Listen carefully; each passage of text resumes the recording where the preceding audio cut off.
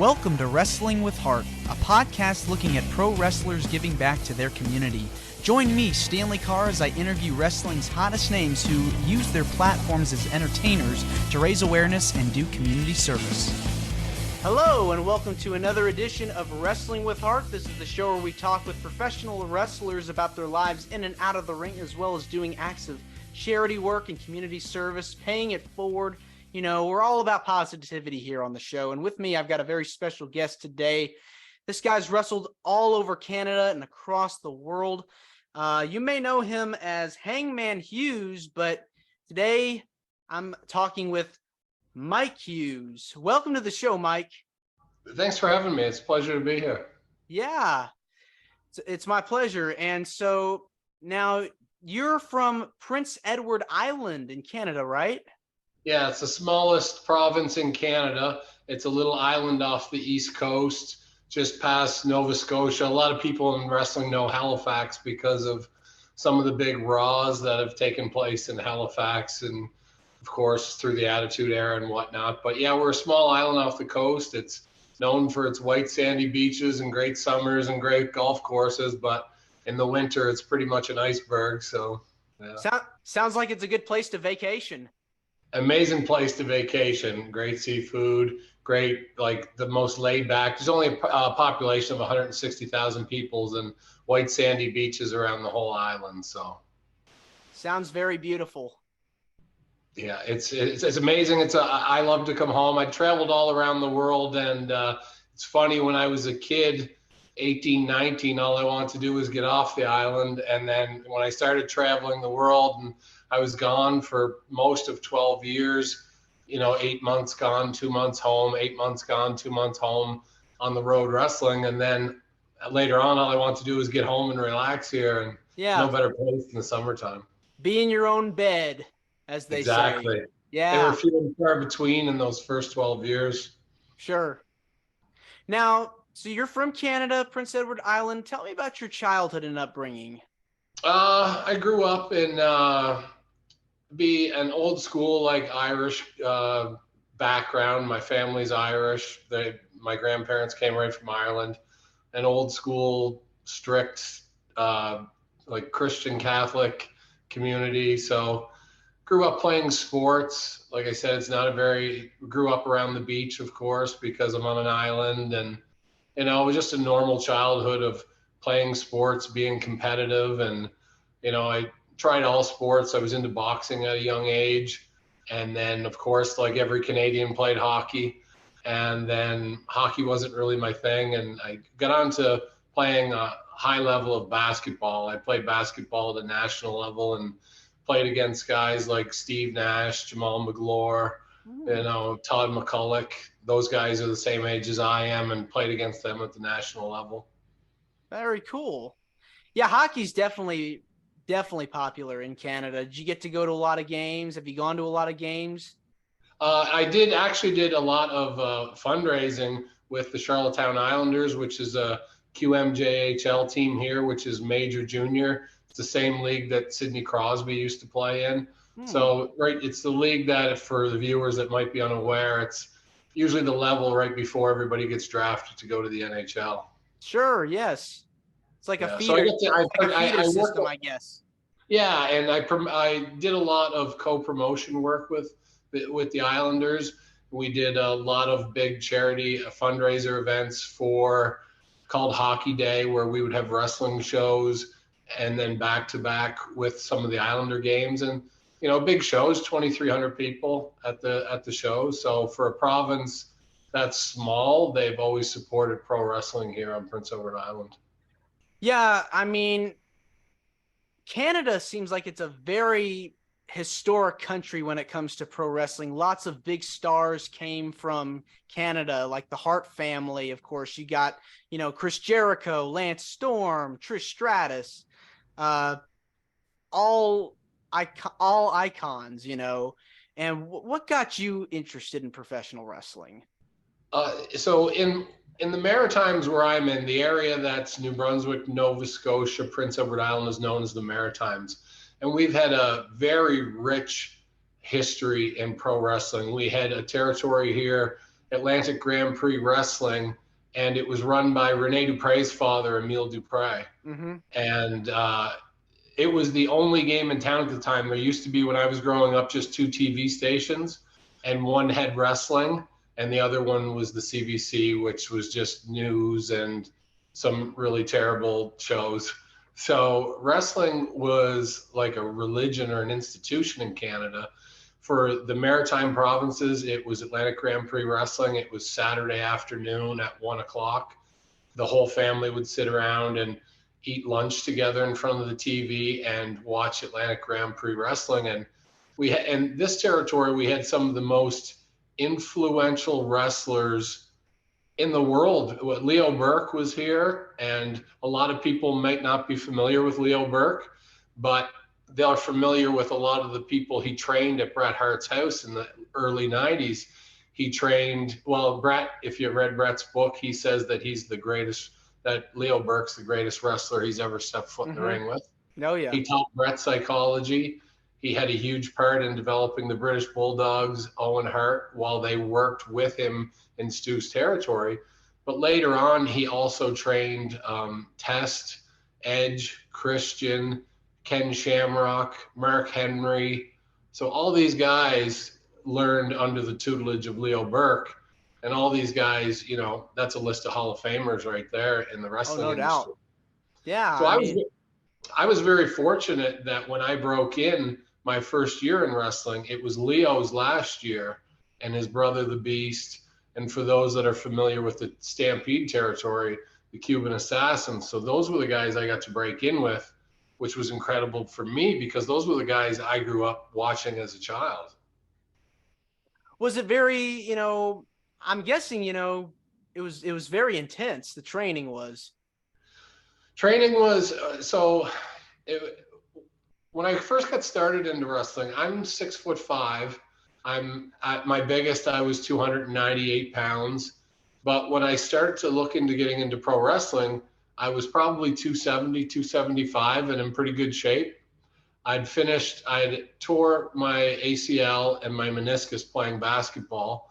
So I had taken some time off there and I really hit the weight room hard. So I played basketball at probably 225 pounds.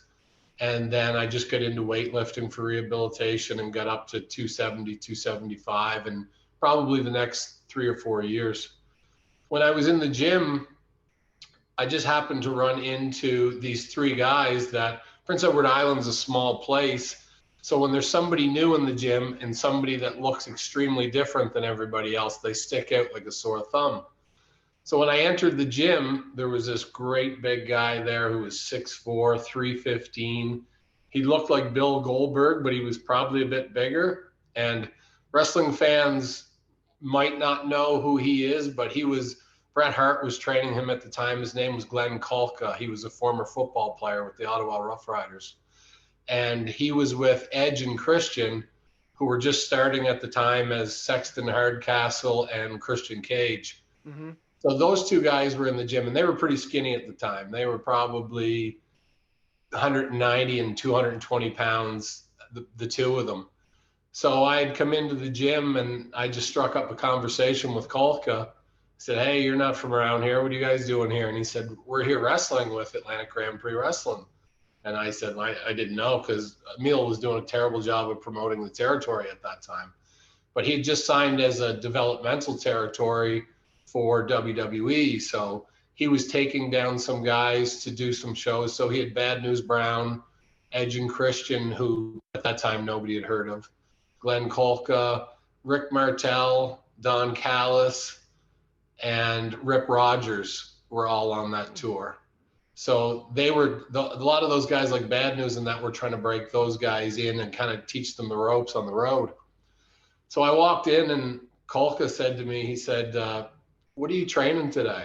And I said, "I'm going to train back today." He goes, "Could you train with me?" He says, "I don't want to be changing weights all day with those 2 skinny guys." And the 2 skinny guys were Edge and Christian.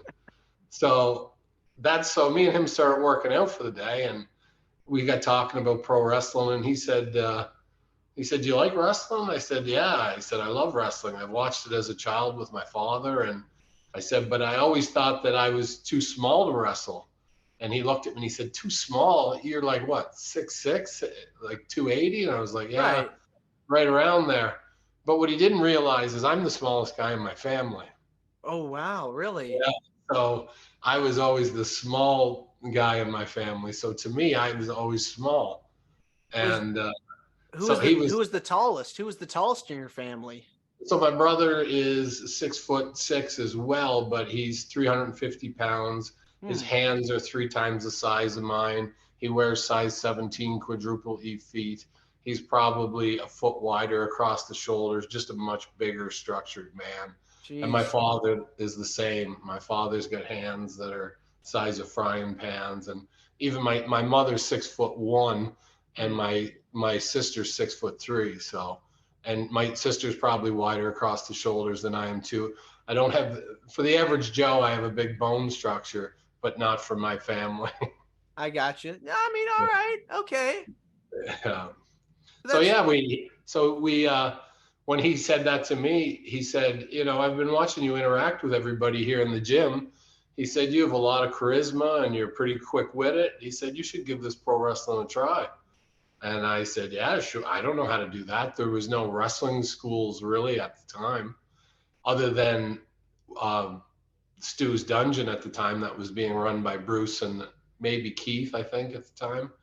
And to travel out to Calgary at that time for me, I never really put a lot of thought into it. So he said, here's Emile Dupre's phone number. He said, I'll call him now and put you over to him, and you give him a call when you're ready to go. So I gave him a call. I actually weighed it. I still wasn't 100% sure if I was big enough, and I want to try to put on even more weight, and I want to get in better shape. And called him about 6 months later, and back then there was no cell phones taking pictures. It was take a Polaroid and write a letter and mail it to him. And so I mailed it to him, and he got the Polaroids, and he called me and said, all right, he said, we're going to start training this day. And we started training. there you go. And you were off to the races from then on out. You know what? Literally was off to the races. I trained for 3 months. I was nowhere near ready. I knew how to take a bump. I knew how to run the ropes, but it was basically baptism by fire. I went right on the road. I worked 160 nights straight. We worked 7 days a week, twice on Sunday. The territory was still going strong back then. Mm-hmm. And it was the best way to learn. I learned in the back of the cars with guys like Leo Burke, the Beast, Cuban Assassin, Butcher Vachon, all these guys I got to go up and down the road with right from the get-go. And every night they would just say, okay, I'm going to tell you 2 things you did wrong in your match tonight, and then we're going to work on 2 things for you to get better at. And they would talk about it in the car, and then if we got to the town early, the ring was set up, they'd teach me. And then after that night, we'd go back to the hotel, and they'd pull the mattresses onto the floor, and they'd show me there. And, if I didn't get it right, there were some nights I might get choked out and I might get stretched. But I think that was the absolute best way for me to learn. I was just kind of like a sponge and Yeah. taking in everything I could and trying to learn from all these guys who had way more experience than me. Were you looking at possibly going to WWE or one of the bigger promotions? Was that an ultimate goal? It was definitely an ultimate goal at the time, though. Leo and the Beast and those guys, the older guys, said, you gotta. The business was changing at that time, how to get into WWE. So that was right on the verge where things were shifting. Before that, what they said is that you had to go or learn to work in every different country, learn different styles so that you could work everybody. And he said, and then WWE would notice you, and then you could. But at that time, it was starting to switch over to the development system, Mm-hmm. where at that time, they had a development camp in Memphis. They had one in Connecticut, and they were just, I think, starting maybe Deep South with Jody Hamilton shortly after that. Mm-hmm. But it was in a transitional period. So the direct route of how to get into WWE was kind of foreign to everybody at the time. Sure. So I decided, well, I'll stick with the old guys, what they said. And as soon as I worked in the Maritime provinces for 2 or 3 years, got my name out there, kind of made a name for myself. And then I went directly to England right after that and went to work for Brian Dixon in All-Star Wrestling and got to work with some of the best technical. Robbie Brookside was one of Yeah, the guys that that's I got to work that's a with great there. wrestler. He's incredible. And he's a guy that, unless you're know wrestling, people don't know just how good he is. Like one of the best wrestlers I've ever been in the ring with. And it's no doubt that he's the one teaching all the young guys today down at NXT. But guys like him, Dave Taylor, Kendo Kashin from New Japan, Drew McDonald, who was a Scottish wrestler that was incredible. PN News was there too, full time, and PN News had changed from the rapper, kind of terrible worker that he was in WCW to this incredible 500-pound wrestler from working with guys like Dave Finlay every night. Oh, and wow. then we had guys like that, James Mason, who's a trainer now in NXT UK, who's one of the best wrestlers on the planet that most people would never hear of, and guys like Dean Allmark, I think right now, still today, is probably the best cruiserweight wrestler in the world, hands down. So all these incredible wrestlers I got to work with, and again, learn that different British style and learn to work with guys in that British style. And there was a lot of guys coming in from Japan, young boys, to come in and work in England. So, try to learn as many different styles as I could while I was over there. And eventually, Victor Quiones and Bushwhacker Luke called me they needed a big heel to go down to Puerto Rico. So Puerto Rico was running hot at the time, selling out baseball stadiums, 20,000 people at Roberto Clemente, and Bayamon was selling out 10,000 every Saturday night, and our small shows were 5,000 at the time with the #1 rated TV show in Spanish culture. We were actually outdrawing WWE when I was in Puerto Rico for numbers down there. Yeah. That's unbelievable. Yeah, it was incredible. It was an incredible time in wrestling. Yeah. So was there a particular style that you liked the most? Because it seems like you learned so much over a particular amount of time wrestling in all these different countries. I enjoy watching the British style, probably the best. But am I the best British wrestler? No, because of my size. But I can still go hold for hold with anybody, all the smaller guys. But people don't want to see a 6'6", 280-pound guy in exchanging holds with somebody else. So the Puerto Rican style was more violent, more of a brawling style. And when I was originally brought into Puerto Rico, the original goal when the idea was pitched for me is I used to have really long hair and I had a really big beard. And I looked a lot like Bruiser Brody at the time. So they had brought me in. The gimmick that I was supposed to come in with is I was coming back as the son of Brody.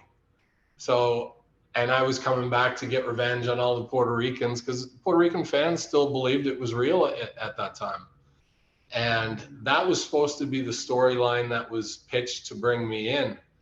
But there was a lot of things that went on at the time. If you're aware of the story of how Bruiser Brody was killed with Invader and everything. At the time, Savio Vega and Victor Quiones had separated from WWC and started their own promotion, IWA. And IWA was killing WWC, no pun intended. But they were doing those numbers that I just said, where WWC was doing 500 people in a 10,000 seat arena. And WWC, Carlos Colon's company, was losing money, and that's where Invader was. Savio had done an interview where he had said, they asked him about Invader, and he said, that guy's a killer or a murderer or whatever. But because Invader was acquitted, that was slander and defamation of character, and he was going to sue Savio and IWA. So in exchange for the payout, the egomaniac that Invader was, he said, if you let me work on top for IWA, I'll drop the lawsuit. So by the time, I didn't know any of this, I was still finishing up in England, and there was a month before the last contact. I just had a plane ticket. was finishing up my last month in England and then flying into Puerto Rico. So I flew in the night. They have a big pay-per-view called Judicial Finale. And I came into the dressing room. Now, I had no idea what Invader looked like without his mask on. I'd always seen pictures of him with a mask on. And I'd come in and I'm shaking everybody's hand and I'm going through the dressing room. And I tapped this guy on the shoulder and I said, "Hey, I'm Mike Hughes." And he turned around and he looked at me and it was like he's seen a ghost. And he got up and he's like, Savio, I know work with this Canadian. And he tore off and I'm standing there. I don't know who this guy is. Or this is my first night there. Most of the dressing room speaks Spanish. I don't speak Spanish. And everybody's looking at me because Invader's screaming at me. So I sat there confused in a locker room, not knowing where to sit. And then Bushwhacker Luke came out to me and he says, mate, we got to change the whole thing. I forgot to tell you, he said, we're gonna have to go with something different here. And so we looked in the newspaper and there was like a packed hanging that happened, 3 kids in the rainforest. And he just said, "We're going to call you Hangman Hughes." And so that's how I ended up becoming Hangman Hughes. I was supposed to be the son of Brody. So it was like, well, what do I do? They said, just be Brody, but with a noose. It's like it's like almost like it was like a happy accident sort of. Yeah, it was a crazy night. It was a lot of, you're in a new territory, a new place. You're trying to get over your first night. You don't know anybody. You can't speak the language. You're supposed to be coming in to get this real hot angle and get a good push at the first, which still happened, but completely changed. Sure. Yeah. Why did you want to start your own promotion? And tell me about how why did you want to call it Red Rocks? So the soil here on Prince Edward Island is red. All the soil is extremely red. So it's often referred to as the Red Rock. And we actually don't have any rock. The whole island is made of sandstone. We don't have a gravel or a rock base at all. So it's very, very bright red. And so I called it Red Rock Wrestling just based on that. But by 2009, the wrestling territories were drying up. There weren't a lot of places anymore where you could go work 7 days a week. England was probably the only place left. Mexico, Puerto Rico was starting to dry up around 2007, 2008. Canada was just becoming a weekend place. There wasn't 7 days a week you could run. So I decided to go back to school, and I started working in healthcare field with mental health and addictions. So when I went back, I still wanted to run wrestling shows on the weekend. And the whole reason I wanted to do it, there was a lot of shady fly-by-night promoters in the area where they would come in, leave their arena a mess, maybe steal things from the arena. Wrestling was getting a really bad name in the area. It was very carny-like, and people were just disgusted by pro wrestling. When I was growing up and when I was in wrestling and I'd come home, as an athlete, I was held in a high regard, but after a few years of being away and all these other people that were representing the business, a lot of skinny, fat, pasty kids that were like wearing t-shirts and sneakers, and then the promoters were stealing things from the venues, not paying the venues, not paying the radio stations for advertisement. So it had really gotten a really bad name. And for me, that was my business. That was something that gave me the opportunity to travel the world. And I didn't want it to be looked at with like a black label on it. Yeah. So I'd made a decision that I was going to revitalize the name of pro wrestling in the area and bring it up to the stature that I had wanted it perceived and portrayed in. So I had a lot of connections in the area. I was very well known at this time in the area. I'm the first pro wrestler ever from Prince Edward Island. So, and just because of my stature in the community before that as a basketball player, and I used to collect money before I got into wrestling. So I was known as a legitimate tough guy. So it carried some weight. So I wanted to bring that back, that we were respected for both our physicality, because again, like I said, there was basically kids playing wrestling and Yeah. nobody thought that they were legitimate tough guys anymore. Mm-hmm. I wanted to bring an honor back to the business where you could shake my hand and I say, I'm going to pay you this and I'm going to pay you this. So Be we professional. decided Yes. so we decided to come back and do that. And in order to do that, we decided to do a lot of charity work too as well. And that was a way kind of to revitalize that wrestlers aren't scumbags, we're not carnies, we're not Fitting you know that what I mean? stereotypical mold. Basically, when people Exactly. think of wrestling, it's like, oh, they're Greasy. fake. Yeah. So I wanted to have a different perception with that. So I brought in only big athletes that were good people first. So I wanted good people that were respectful when you were at the hotel. You weren't trying to big league people. You were very respectful to the manager, the same as you would be to the cleaning lady. I Yeah. wanted guys to come in, and when we went to gyms, they were super respectful and, you know, thanked everybody for helping us, because I tried to instill in these guys that without the fans, without the sponsors, without all the help, there's no place for us to wrestle. And I'm now coming at the end of my career, so I don't need this. But you young guys need this, or you're not going anywhere, because there's no place to learn Mm-hmm. if these opportunities aren't there. And I was trying to teach them to be better professionals and to carry the weight of pro wrestling and make it look like a respected profession. So we get into doing it, became mandatory if you worked for me that there was a code, there was a dress code, that you were going to carry yourself in a certain way, and that our organization was going to do charity work, and that involved fundraising portions of our wrestling shows. A certain portion of the proceeds would go to a charity of choice, which was usually Children's Wish. But we also did other fundraising events in the community. We put on strongman events. We got a Harley Davidson and we did a raffle for that, where we sold 400 tickets at $100 a ticket, and we raised $30,000, for Children's Wish doing that.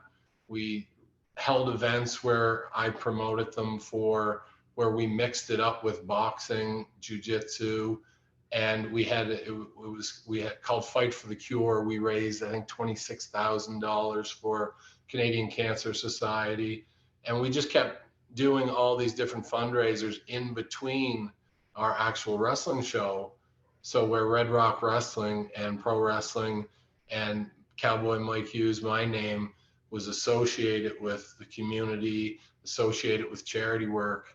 And it took a couple of years, but after 2 years, when somebody mentioned pro wrestling, it was, oh, those guys are good guys and not the greasy guys. And people soon forgot about that. So Yeah. we've been trying to protect the image here as much as possible.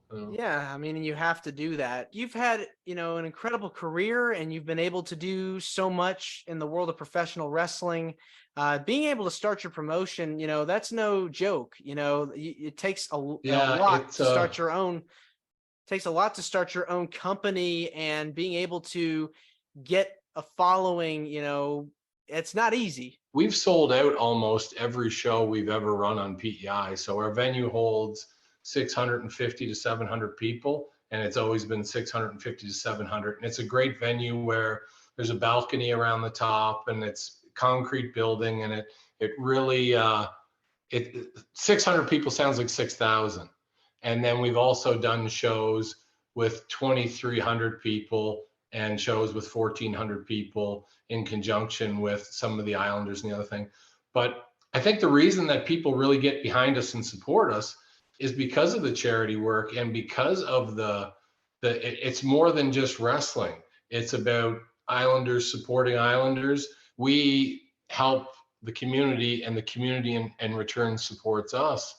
And On top of that, personally, I've been honored. I visit a lot of sick children that are in hospitals. So if somebody says that their kid's sick and they're a big wrestling fan, there's a lot of times where I would go into the hospital and they'd be happy to see me. We're on local TV here as well. So we have a TV following here as well. And so to be able to give that to kids that are really sick, that's been the biggest gift. Pro wrestling has taken me around the world, and it's let me meet my idols to become my peers. And on top of that, it's allowed me to give back to my country, my province, and to the children, and to inspire other children to follow their dreams the same as I did in a Yeah, sport, no matter what it is, right? most So definitely. Yes. yeah. So I think the support within the community has been so reciprocated that it's made pro wrestling become respected, and and we've become a valued part of just the community, and it simply isn't just a pro wrestling show. Was there a particular fundraiser or organization that you had just an incredible time working with? Children's Wish Foundation and Boys and Girls Club, when you see the look on these kids' faces and their families too. Like I have some incredible stories. I was doing a celebrity golf tournament one year, probably 3 or 4 years back, and I was walking out afterwards, and there was all these celebrities, TV stars, movie stars, and everybody. And as we're walking out, all the celebrities getting ready to be taken to this, there was a family off to the side, and this man just comes up and he hugs me, and I didn't know who he was. Like I had absolutely no idea. It's just some stranger came up and hugged me. And he said, I just want to thank you what you did for my daughter. And I said, I'm sorry, I don't know what you're talking about. And he said, you were the person that provided the wish for my daughter. She wanted to be a veterinarian when she grew up, and you paid for her to go to Africa on African safari to see her safari. And she goes, he said, my family would just like for you guys, would like to meet you. So I went over, and there was a young boy there and the mother, and I went over, said, oh, thank you very much. And I wasn't even thinking, it was a stupid question. Yeah. And I said, how's your daughter doing? He said, she passed away last year. Oh.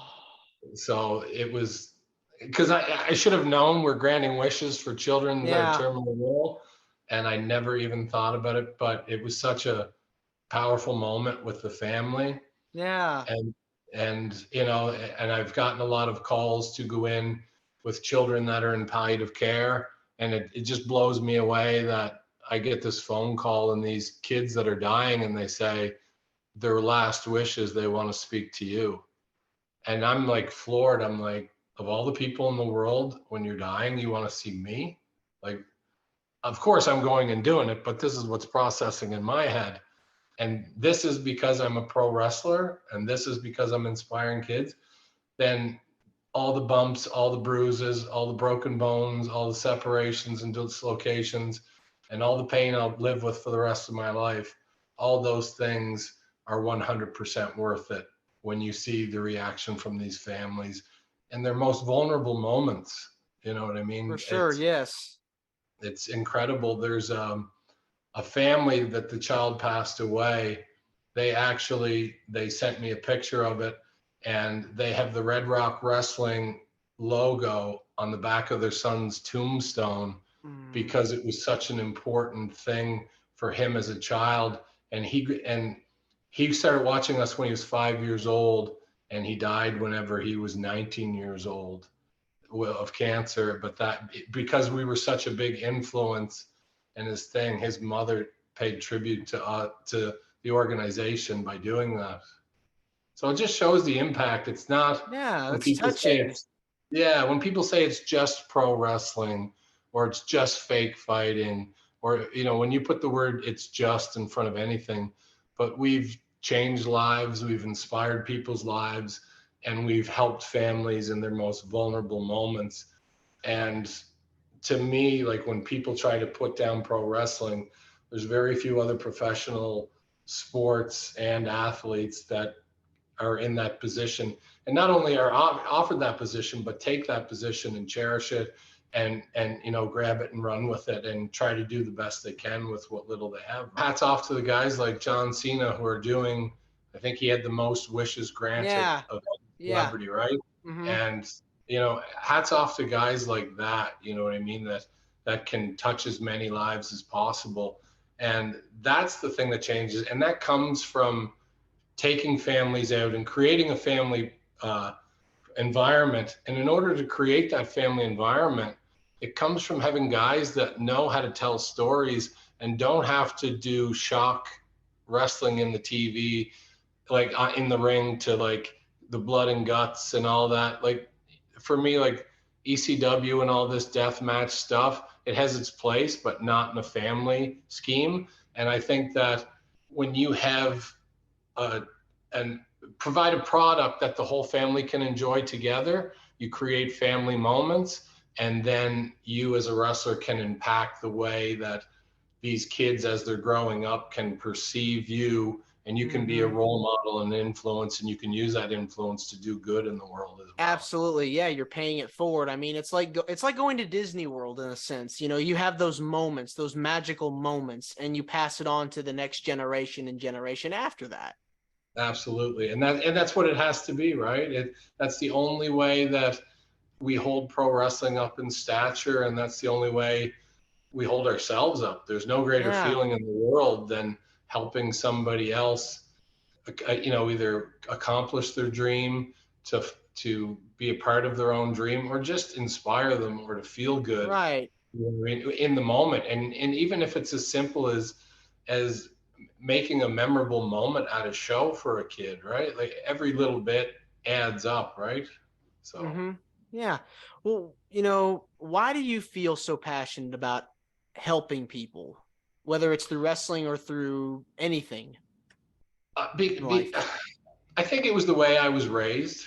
Definitely, the way I was raised from my parents was one thing, but it's also one of those things that once you do it, once you do it, there's an intoxicating endorphin release feeling and gratification that you get. It's probably better than any drug in the world, than to see some child's face light up, to see some parent extremely overcome with emotion for what you did for their child or what you did for their family. Yeah. And then when you see the spin-offs later on, generations down the road, like I went in recently to a store and there was a 20-year-old kid there, and I walked in and he says, you're Cowboy Mike Hughes, aren't you? And I said, yeah. He says, I grew up watching you since I was 5 years old, man. He said, my friends all used to get together and pretend they were you. And, because of that, we trained harder in that and became good hockey players and good. So it doesn't even have to be inspiring them to be wrestlers. It's just inspiring them to be their best, right? So, that's right. Be a good human being every day. That's and that the comes goal. first. That comes first, right? That does. Yeah. Absolutely. Hey, Mike, I just want to say thank you for coming on here. Wrestling with Heart means a lot to me and to the listeners. Where can people find you on social media? And do you have any shows you want to promote? I have a show coming up in Stratford, Prince Edward Island here. It's going to be on May 26th is my next show. Because of weather, obviously here we're in the Arctic and Prince Edward Island, Canada. It's hard to promote shows because of weather. But we have a show coming up. You can find me at Instagram at Kowboy with a K, Kowboy MH, and Facebook too. I'm on Facebook too at Mike Hughes. And there's two accounts there. The fake one's the one with me and the belt on it. I don't know who made that one, but there's another one with just me standing there without a belt. So yeah, you can find me on those, and I'm on Twitter as well. So yeah, at Kowboy MH. Well, Mike, thank you again for coming on, and you're more than welcome to come back. Thank you very much, man. It was my pleasure. It's great talking about pro wrestling, and it's great to see somebody putting the charitable side first. Yes. Over everything else in wrestling, because that's been our motto here at Red Rock Wrestling. And for the fans out there too, check out our site at redrockwrestling.com too. You can see a lot of the action. It's old school wrestling, and it's big guys with very physical old school wrestling. So if you're into it, check out redrockwrestling.com. I love it. All right, take care. This is Wrestling with Heart. I hope you found this podcast to be informative and entertaining. If you did, please hit the subscribe button and look out for the next edition.